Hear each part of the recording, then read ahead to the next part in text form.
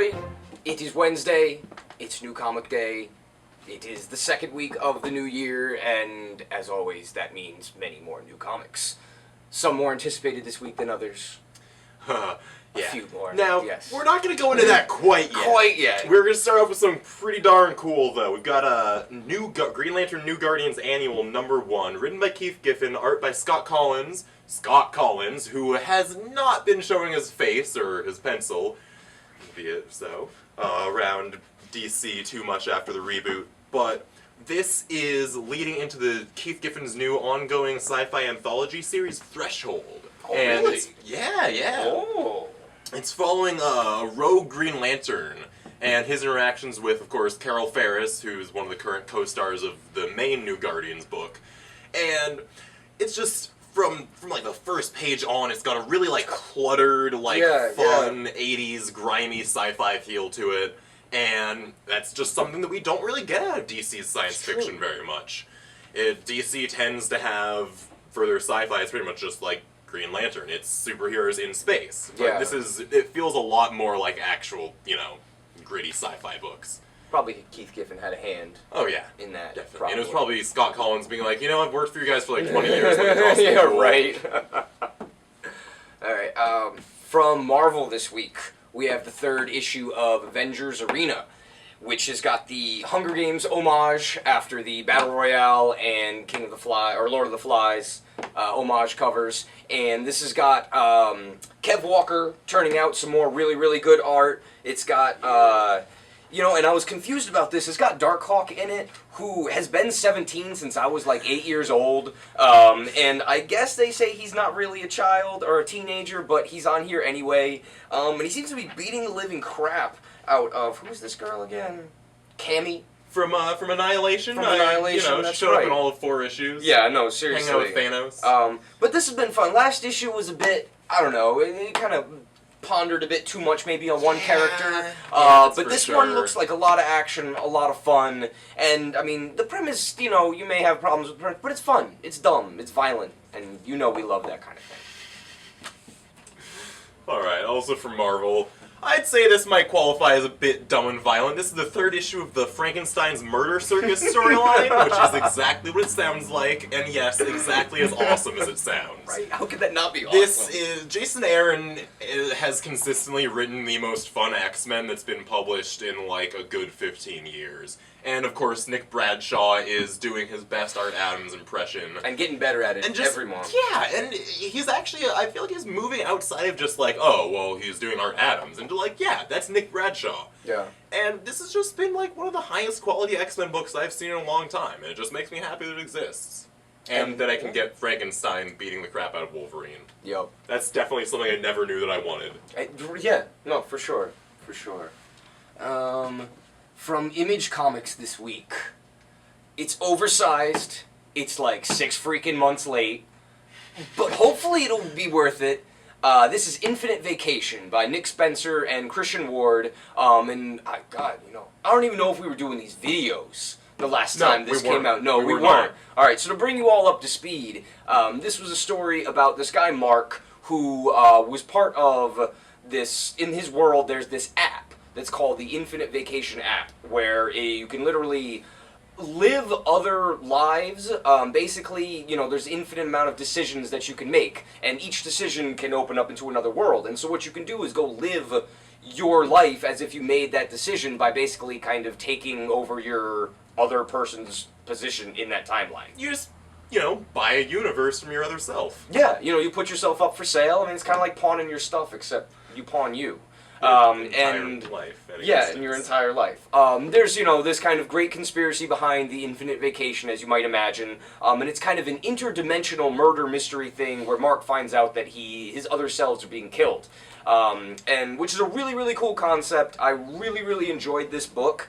The fact that it's so late, I honestly, I have to reread it again. But this looks really, really psychedelic. Christian Ward puts out this great, fantasy, colored, pastel, weird stuff that, there's huge pullouts in here. It really looks like the universe is been destroyed and comes together, and it took so long because this was supposed to be some new thing in comics as to how they were doing it with the format. You know, that gets touted a lot, so I don't know. We'll see how it goes. But yeah, very cool, very weird, very late. Very late. And from Dark Horse this week is the start of a new Star Wars ongoing, yes? Yes. Star Wars ongoing, written by Brian Wood, of course, who's writing like 10,000 things right now. Yeah, he's got a lot of work. And drawn by Carlos de Anda, which I'm super hyped about because he did a lot of variant covers for Justice League like halfway through the run. And he did like a fill-in, and I honestly think he was doing a better job of it than Jim Lee, and it's cool to see him getting some legit work here. And he also did like a lot of the concept art for the Batman Arkham Asylum games. Yeah. And this is Brian Wood doing new stories with all the classic Star Wars trilogy characters. You know, you won't find any Anakin or any Jar Jar Binks in here, just Luke, Leia, Vader, Han, all the good ones. Yep. And get your Star Wars on. And of course, with Brian Wood, you're obviously going to get a really solidly connected narrative, like... Yeah. No, it should be good. And, you know, until Dark Horse loses the license to Marvel, so give it about a year or so. about a year. We'll see how it goes. Also from Dark Horse this week, BPRD, Hell on Earth, The Abyss of Time. To be really honest, BPRD, there's just so much. There's a lot going on. The story, once you fall out of it, you know, it's kind of hard to get back in. I was a big fan of BPRD when it's onset, and for many years after, I like it better than Hellboy just because there were a lot of cool characters. But I fell off, and it's been hard to get back into. But none of that matters because this is James friggin' Harren doing the art. Mike Mignola's writing with Scott Alley. But James Harren, who recently came off of an amazing run on Conan, which was just utterly brilliant. Yeah, like, he managed to outdo Becky Cloonan on that Conan. It's true. How do you do that? No, it's amazing. And James Harren, it's got, you know, it's not Guy Davis monsters, but it's like, hey, I miss Guy Davis. I'm going to draw some Guy Davis monsters. It's pretty friggin' awesome. And this has got all sorts of strange, almost like Aztecian kind of monsters, and it's got, like, crappy scared-looking junkie punks, and just all sorts of really cool horror, fantasy... Very traumatized-looking barbarians. Very traumatized barbarians, but it's James Harren. That is a name that I'm sure we'll be hearing more and more of in case this you year. forgot who drew it in the last 15 seconds. In fact, Sam, he's just going to put a giant thing that says James Harren over our head while we say this. So, subliminal, you know. Alright, from Boom Studios and Pendleton Ward, Bravest Warriors #4. Now, I can definitely say that I'm a pretty big fan of Adventure Time. Yeah. I love the series, but I wasn't really paying too much attention to this. But when I was flipping through it today, I saw 2 pages in, and I'm not gonna say who it is that gets decapitated, but this lady right here cuts off a dude's head and uses it as a sock puppet. It's good in my book. And that's a kid's show. Yeah! I mean, that's what the kids are into these days, I guess. I would have been into it when I was a kid. Right? I mean, I guess we had Ren and Stimpy, which was good enough.